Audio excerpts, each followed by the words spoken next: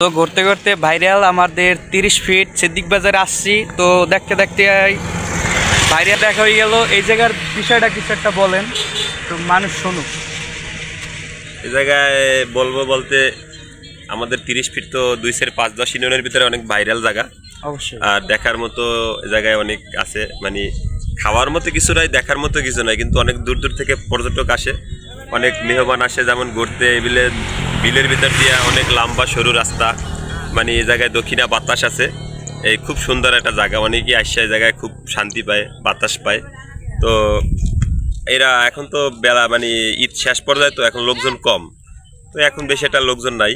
আর আমি হয়তো এই যে 30 ফিটের সাথে আইছিলাম আমার একটা তরমুজের প্রজেক্টে, ওই জায়গা থেকে আমি যাওয়ার টাইমের কি আপনার সাথে দেখা হইলো, এই তো ভালো লাগছে।